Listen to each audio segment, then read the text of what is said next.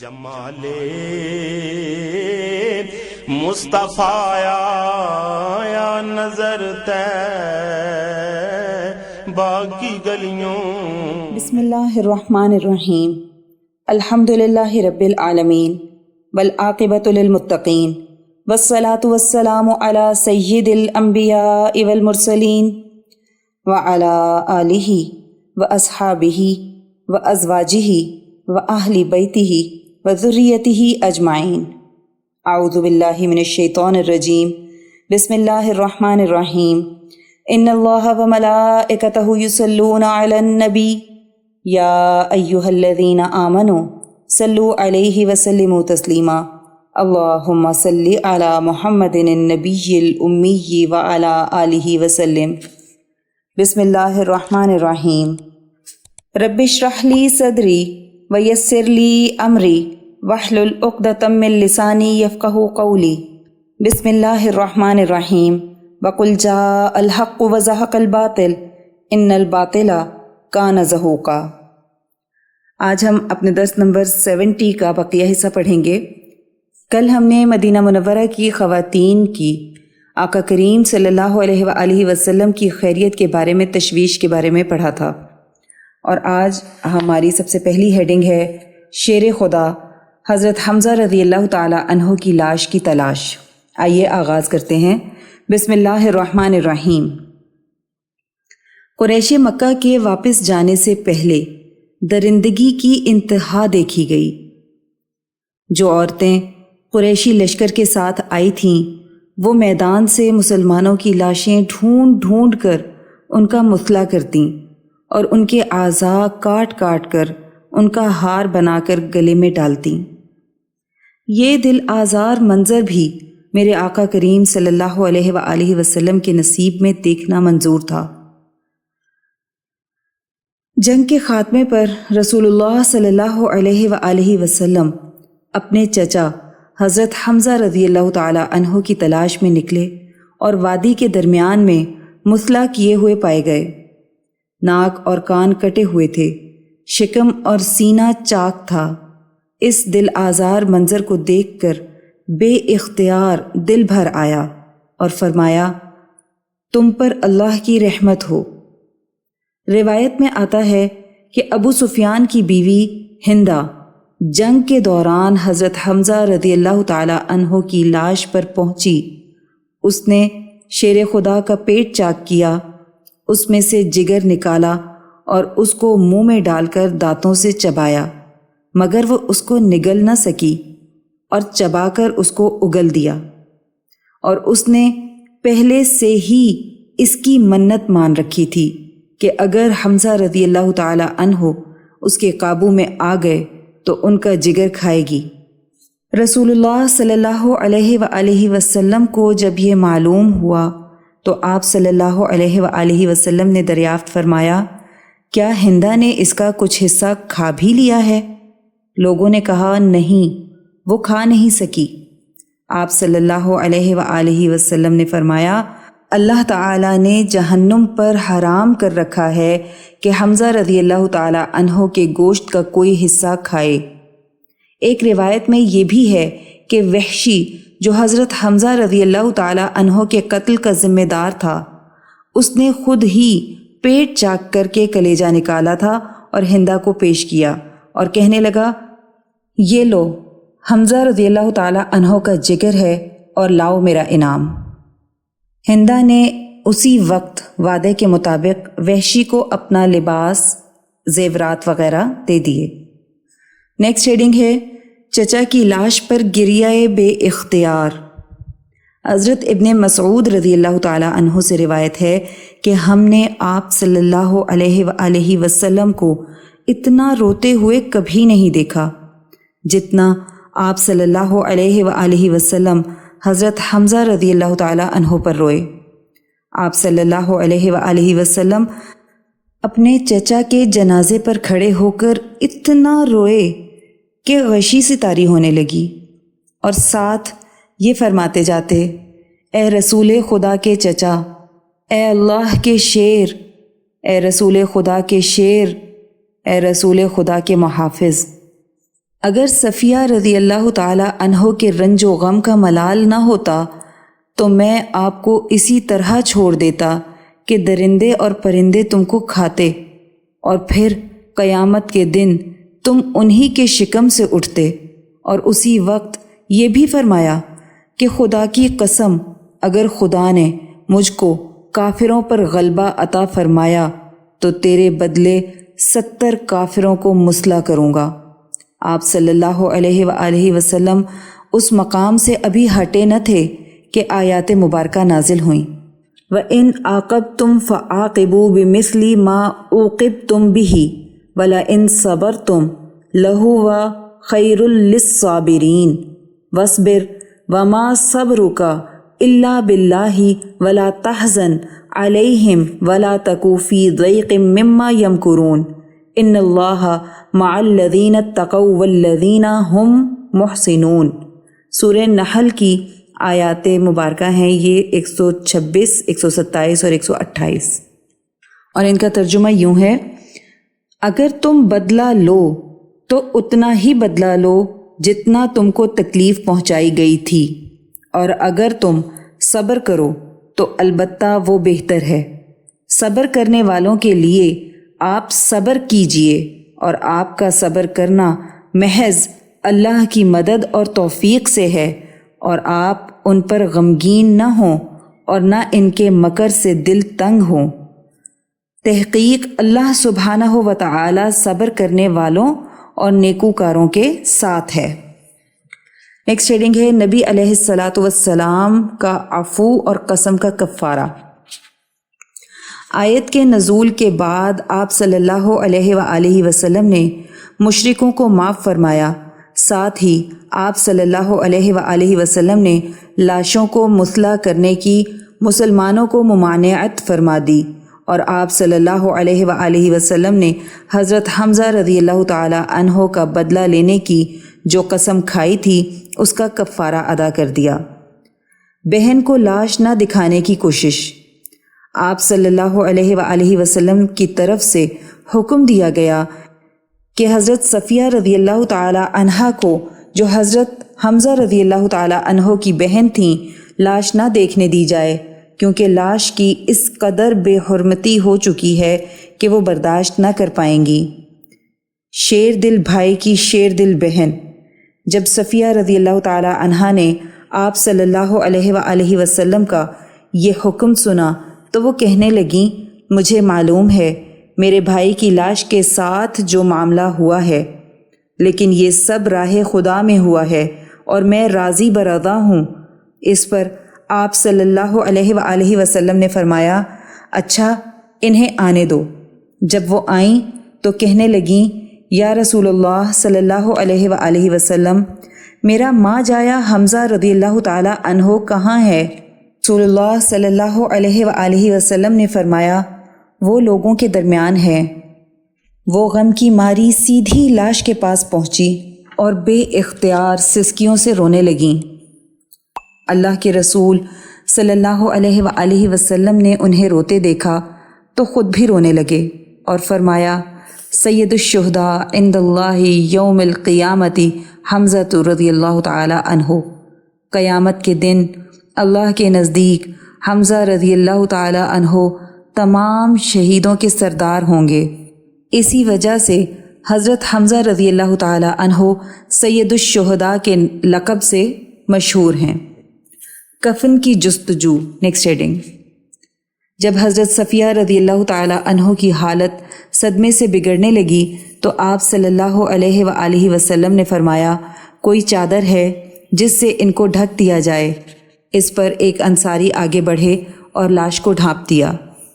بعض روایات میں آتا ہے کہ صفیہ رضی اللہ تعالی عنہا خود ہی 2 چادریں لے کر آئی تھیں، لیکن کفن کی شدید قلت کی وجہ سے ایک چادر حضرت حمزہ رضی اللہ تعالی عنہ کے کفن کے لیے رکھی گئی اور دوسری کسی دوسرے شہید کے لیے بچا لی گئی۔ غزوہ احد میں 70 یا 80 صحابہ کرام رضوان اللہ علیہم اجمعین شہید ہوئے، جن میں سے اکثر انصار تھے۔ بے سر و سامانی اور مفلسی کا یہ عالم تھا کہ کسی کے لیے کفن کی چادر بھی پوری نہ تھی۔ حضرت مصعب بن عمیر رضی اللہ تعالی عنہ کا چادر سے سر ڈھانپتے تو پیر کھل جاتے اور پیر ڈھانپتے تو سر کھل جاتا۔ بلا آخر ارشاد فرمایا کہ سر ڈھانپ دو اور پیروں پر ازخر گھاس ڈال دو۔ حضرت عبد الرحمن بن عوف کا خوف خدا۔ Next heading.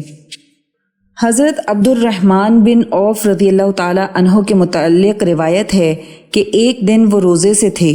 افطار کے وقت ان کے سامنے کھانا لایا گیا تو وہ کھانے کو دیکھ کر کہنے لگے، مصعب بن عمر رضی اللہ تعالی عنہ شہید ہو گئے، جو مجھ سے کہیں بہتر انسان تھے، مگر ان کو ایک چھوٹی سی چادر کے سوا کچھ بھی میسر نہیں آیا، جس سے سر ڈھانکتے تو پاؤں کھل جاتے اور پاؤں ڈھانپتے تو سر کھل جاتا، اور ہمارے سامنے اتنی دنیا پھیلی ہوئی ہے، اتنی نعمتیں چنی ہوئی ہیں، مجھے ڈر ہے کہ کہیں ہمارے لیے یہ سب نعمتیں آخرت کے بجائے اس دنیا میں ہی پوری نہ کر دی جائیں۔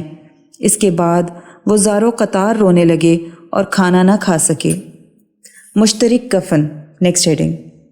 حضرت انس رضی اللہ تعالی عنہ سے روایت ہے کہ غزوہ احد کے موقع پر میں نے کہا کہ شہید اتنے ہیں اور کفن کے لیے کپڑے موجود نہیں، آخر ایک ایک کپڑے میں دو دو تین تین جسد پاک کو لپیٹ کر ایک ہی قبر میں دفن کیا گیا۔ شہدائے احد کی تجہیز و تکفین کے سلسلے میں یہ روایت بھی قوی ہے کہ غزوہ احد کے شہیدوں کو نہ تو غسل دیا گیا اور نہ کفن، جو ان کا کفن تھا وہ صرف وہی کپڑے تھے جن میں وہ شہید ہوئے تھے، یعنی صرف ڈھال وغیرہ ہٹانے کے بعد جسم کا جو حصہ کھلا نظر آتا اس کو چھال وغیرہ سے ڈھانک دیا گیا اور چھپا دیا گیا۔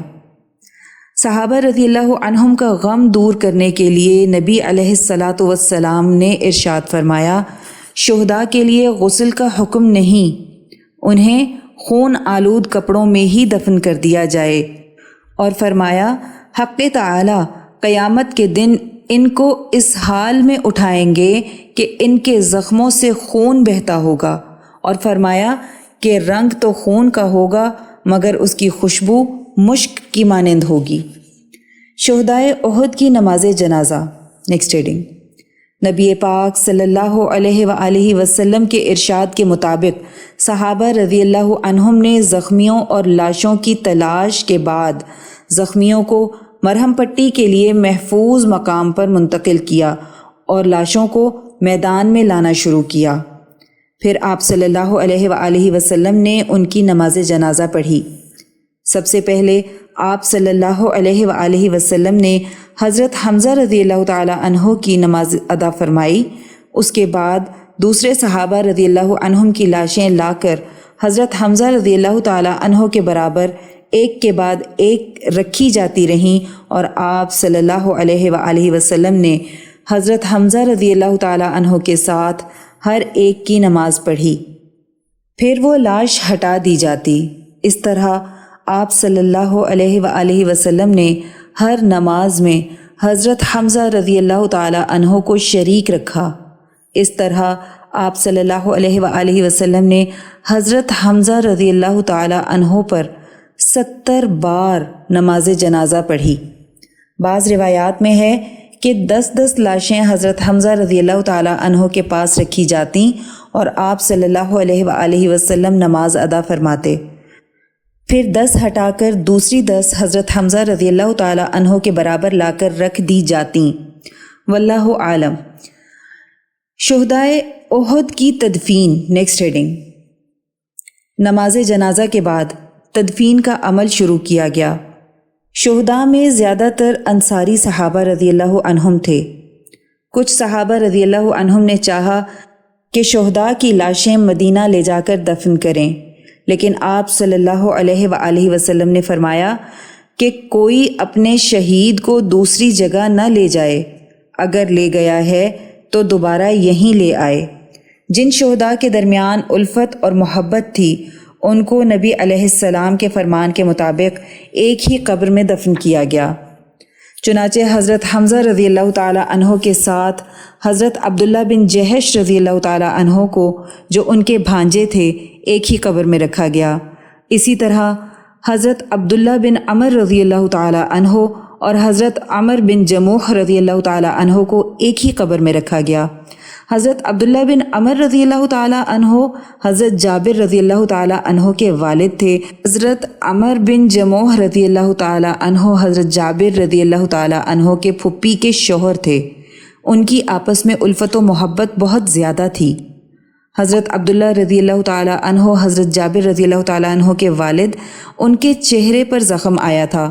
جس وقت ان کی روح پرواز ہوئی تو ان کا ہاتھ اس زخم کے اوپر رکھا ہوا تھا۔ چنانچہ جب ان کی لاش اٹھائی گئی تو ان کا ہاتھ چہرے سے ہٹایا گیا، مگر ہاتھ کے ہٹتے ہی خون جاری ہوا۔ پھر اسی جگہ ہاتھ کو رکھ دیا گیا، خون رک گیا۔ یہ وہ حیرت انگیز مناظر تھے کہ جب کبھی بعد میں بھی مسلمانوں کو یہ واقعہ یاد آ جاتا تو آنکھیں تر ہو جاتیں۔ شہداء بے غسل اسی طرح خون میں لتھڑے ہوئے دو دو ملا کر ایک ایک قبر میں دفن کیے گئے۔ دفن کے وقت آپ صلی اللہ علیہ وآلہ وسلم یہ بھی فرماتے کہ ان میں سے زیادہ قرآن کس کو یاد ہے؟ جس کی طرف اشارہ کیا جاتا اس کو مقدم کیا جاتا اور لحد میں قبلہ رخ رکھا جاتا، اور پھر یہ ارشاد فرماتے انا شہید علی ہؤلاء یوم القیامہ، قیامت کے دن میں ان لوگوں کے حق میں شہادت دوں گا۔ نبی پاک صلی اللہ علیہ وآلہ وسلم کا قلب مبارک دنیا کا سب سے زیادہ رحم والا دل۔ نیکسٹ ہیڈنگ ہے غزوہ احد کے کئی سال بعد وفات سے قبل جب آپ صلی اللہ علیہ وآلہ وسلم ادھر سے گزرے تو بے اختیار رقت طاری ہو گئی، اور آپ صلی اللہ علیہ وآلہ وسلم نے اس طرح یہ کلمات پردرد لہجے میں ادا فرمائے جیسے کوئی زندوں اور مردوں سے رخصت ہو رہا ہو۔ آپ صلی اللہ علیہ وآلہ وسلم نے فرمایا، مسلمانوں، مجھے تم سے یہ خوف نہیں کہ پھر مشرک بن جاؤ گے، لیکن یہ ڈر ہے کہ دنیا میں نہ پھنس جاؤ۔ اس کے بعد ہمارے پاس نیکسٹ ہے سلسلہ ترغیب و ترہیب، اور اس کا عنوان ہے اللہ کی محبت اپنے دوستوں سے۔ اللہ یقول للدنیا مری علی اولیائی ولا تحلولی لہم فتفتنینہم۔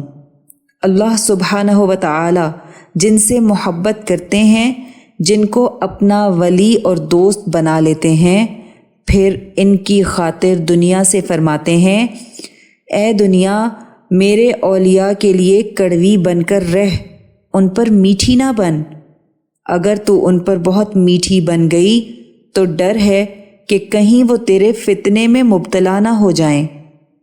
جس طرح دو سوکنے ایک کمرے میں نہیں رہ سکتیں، اسی طرح دو محبتیں ایک دل میں جمع نہیں ہو سکتیں۔ اسی لیے اللہ رب العزت دنیا کو وقتاً فوقتاً فرماتے رہتے ہیں کہ تو اہل دنیا کے لیے جتنی چاہے میٹھی بن جا، لیکن جو میرے بن گئے ہیں ان کے لیے کڑوی بن، اور کبھی کبھی ان کو تھوڑی سی مٹھاس دے تو ساتھ ساتھ کڑواہٹ بھی دیتی رہ۔ مطلب یہ ہے کہ اللہ کو اپنے جس بندے سے محبت ہو جاتی ہے، اللہ اس کے غم بڑھا دیتے ہیں۔ کبھی بیمار کر دیا، کبھی تکلیف میں مبتلا کر دیا، کبھی خوشحالی دے دی، کبھی فاقہ دے دیا، کبھی اس کے خلاف ملامت کرنے والے لوگ پیدا کر دیے تاکہ ان کا دل دنیا میں نہ لگے۔ حتی لا یجدوا غداء ولا عشاء، یہاں تک کہ کبھی دن کا کھانا نہیں ملتا، کبھی رات کا کھانا نہیں ملتا۔ یہاں یہ بات سمجھنے والی ہے کہ جو اولیاء ہوتے ہیں وہ صرف اللہ کے محب نہیں ہوتے، یعنی صرف وہ اللہ سے محبت کرنے والے نہیں ہوتے، بلکہ وہ اللہ کے محبوب بھی ہوتے ہیں۔ حقیقت یہی ہے کہ پہلے وہ اللہ کا محبوب بنتا ہے، بعد میں وہ محب بنتا ہے۔ یہ اوپر کے فیصلے ہوتے ہیں۔ مفہوم حدیث ہے جن کو اللہ تعالیٰ اپنی محبت کے لیے چن لیتے ہیں، پھر جبرائیل علیہ السلام کو بلاتے ہیں اور اپنی محبت کا راز ان کو بتاتے ہیں، فرماتے ہیں انی احب فلانا، جبرائیل علیہ السلام فلاں بندے کو جانتے ہو، وہ فلاں ملک، فلاں شہر، فلاں محلے میں فلاں جگہ رہتا ہے۔ جبرائیل علیہ السلام عرض کرتے ہیں جی باری تعالیٰ جانتا ہوں، اس کے لیے کیا حکم ہے؟ ایک ہم ہیں کہ مارے مارے پھرتے ہیں کہ کسی طرح دل میں اللہ تعالیٰ کی محبت کی چنگاری بھڑک اٹھے، اور ایک وہ خوش قسمت اور خوش نصیب لوگ ہیں جن کے لیے اللہ سبحانہ و تعالی جبرائیل علیہ السلام کو بلا کر اپنی محبت کا راز بتاتے ہیں۔ جبرائیل علیہ السلام پوچھتے ہیں کہ اب میرے لیے کیا حکم ہے؟ بہت باریک نکتہ ہے۔ اللہ سبحانہ و تعالی دنیا کے محبت کرنے والوں کی طرح نہیں۔ یہاں تو ایک قاعدہ ہے کہ جس سے میں محبت کروں اس سے کوئی دوسرا محبت نہ کرے، بلکہ اللہ سبحانہ و تعالی چاہتے ہیں کہ جس سے میں محبت کروں اس سے ہر کوئی محبت کرے۔ اب جس شخص کے لیے اللہ سبحانہ و تعالی فرمائیں گے کہ مجھے فلاں بندے سے محبت ہو گئی ہے، کیا یہ جملہ اس شخص کے لیے ہو سکتا ہے جس کا دل دنیا کی محبت میں اٹکا ہوا ہوگا؟ نہیں۔ مفہوم حدیث ہے کہ اللہ سبحانہ و تعالی فرماتے ہیں جو ہماری ملاقات نہیں چاہتا ہم بھی اس کی ملاقات نہیں چاہتے، جس نے میری ملاقات کی محبت رکھی میں بھی اس سے ملاقات کا مشتاق ہوں۔ جب اللہ سبحانہ و تعالی نے اپنی محبت کا راز جبرائیل علیہ السلام پر کھولا تو پھر جبرائیل علیہ السلام سے فرمایا اے جبرائیل علیہ السلام تو بھی اس سے محبت کر، یعنی اللہ تعالیٰ نے اس محبت کے فعل میں جبرائیل علیہ السلام کو بھی شریک کیا۔ ایک باریک نکتہ ہے، وہ رب جو ہر ایک کو شرک سے منع کرتا ہے کہ میرے ساتھ کوئی شریک نہیں، لیکن جس سے محبت کر لے پھر اس میں ہر ایک کو شریک بناتا ہے، یہ شریک نہیں ہے، اشتراک ہے۔ اللہ تعالیٰ جس سے محبت کر لیں وہاں قاعدے بدل جاتے ہیں۔ پھر جبرائیل علیہ السلام عرض کرتے ہیں میں نے فلاں بندے سے محبت کر لی اور وہ میرا بھی محبوب ہے، اب کیا حکم ہے؟ اللہ تعالیٰ ارشاد فرماتے ہیں اب پوری کائنات میں فرشتوں میں اعلان کر دے، میری محبت کا راز ظاہر کر دے کہ میں نے فلاں سے محبت کی ہے، اے فرشتو تم بھی اس سے محبت کرو۔ تو اللہ تعالیٰ سے محبت کا راز کس طرح ظاہر ہو رہا ہے؟ کیونکہ اولیاء اللہ کی محبت کی داستان اوپر سے شروع ہوئی ہے، اگر زمین سے شروع ہوئی ہوتی تو اہل زمین اسے ختم کر سکتے تھے، لیکن یہ تو شروع ہی اوپر سے ہوئی ہے، پھر سارے فرشتے اس سے محبت شروع کر دیتے ہیں۔ اس کے بعد جبرائیل علیہ السلام عرض کرتے ہیں کہ اب کیا حکم ہے؟ پھر حکم ہوتا ہے کہ تمام فرشتے زمین پر اتر جائیں اور اہل زمین کے دلوں میں اس محبوب بندے کی محبت کو جما دیں، پھر اس کی محبت کی قبولیت زمین پر اتار دی جاتی ہے۔ سبحان اللہ۔ اس میں ایک باریک نکتہ یہ ہے کہ یہ محبت سارے زمین والے نہیں کرتے، حالانکہ آسمان والے سب محبت کرنے لگے ہیں۔ اس کی وجہ یہ ہے کہ فرشتے پاک ہیں، زمین میں اس کے محبوبوں کی محبت ہر ایک کو نہیں ملتی، یہ محبت ان کو نصیب ہوتی ہے جو اس کے محبوبوں کی محبت کے لائق دل ہوتے ہیں، ان کے دلوں میں وہ محبت ڈال دی جاتی ہے۔ جس کے دل میں اللہ تعالیٰ کے نبیوں کی، صحابہ کی، اولیاء کی، صالحین کی محبت ہے، سمجھ لیں کہ وہ محبت اللہ تعالیٰ نے خود ڈالی ہے۔ اللہم اجعلنا منہم، اللہ تعالیٰ ہم سب کو بھی ان میں سے کرے، آمین ثم آمین۔ یہاں ہمارا درس نمبر 70 مکمل ہو گیا۔ آئیے دعا کر لیتے ہیں۔ اللہم صلی علی محمد النبی الامی وعلی آلہ وسلم۔ اے اللہ، ہماری اس کاوش کو قبول فرمائیں اور اس کو ہماری بخشش کا ذریعہ بنا دیں۔ اس کو قیامت تک امت کے لیے ہدایت اور عشق نبی صلی اللہ علیہ وآلہ وسلم کا ذریعہ بنا دیں۔ اے اللہ، جو کچھ پڑھا سنا اس کا ثواب نبی کریم صلی اللہ علیہ وآلہ وسلم کو تحفتاً، ہدیتاً، نذرانتاً، محبتاً، عقیدتاً پیش کرتے ہیں، قبول و منظور فرما لیں۔ یا اللہ، نبی کریم صلی اللہ علیہ وآلہ وسلم کی برکت سے اور وسیلہ جمیلہ سے تمام انبیاء کرام، خلفائے راشدین، امہات المؤمنین، اہل بیت اطہار، صحابہ کرام، صحابیات، بزرگان دین، اولیاء اللہ، شہداء، صدیقین، صالحین، مؤمنین، مؤمنات، مسلمین، مسلمات کو اس کا ثواب پیش کرتے ہیں، قبول و منظور فرما لیں۔ یا اللہ، اس کا ثواب سلسلہ قاسمیہ، عزیزیہ، نقشبندیہ، مجددیہ کے تمام بزرگان، بالخصوص شیخ الاولیاء حضرت مولانا مہر محمد صاحب رحمۃ اللہ علیہ، شیخ الحدیث حضرت مولانا عبدالحکیم صاحب رحمۃ اللہ علیہ، اور شیخ الاسلام حضرت مولانا محمد عبدالعلیم قاسمی صاحب رحمۃ اللہ علیہ کو پہنچا دیں، اور ہمارے بزرگان کے بلند درجات کو اور بھی زیادہ بلند فرما دیں۔